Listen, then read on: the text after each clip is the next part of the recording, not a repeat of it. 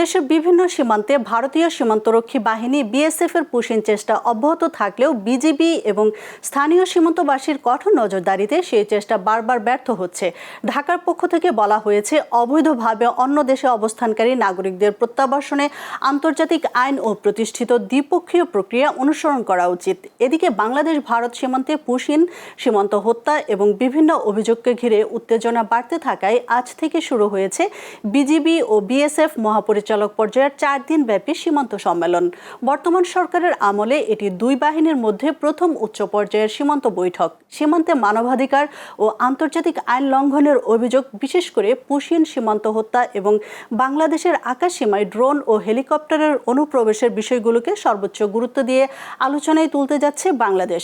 BGB জানিয়েছে, সীমান্তে সংঘটিত বিভিন্ন ঘটনার সুনির্দিষ্ট তথ্য উপাত্ত উপস্থাপন করে কড়া প্রতিবাদ জানানো হবে এবং আন্তর্জাতিক আইন ও বিদ্যমান দ্বিপক্ষীয় কাঠামো মেনে চলার আহ্বান জানানো হবে। এছাড়া মাদক ও চোরাচালান প্রতিরোধ, সীমান্ত অবকাঠামো, অপটিক্যাল ফাইবার কেবল স্থাপন, আঞ্চলিক বিচ্ছিন্নতাবাদী গোষ্ঠীর তৎপরতা এবং আগরতলা থেকে শিল্প বর্জ্য বাংলাদেশের আখাউড়া এলাকায় প্রবেশের বিষয়টিও আলোচনায় গুরুত্ব পাবে।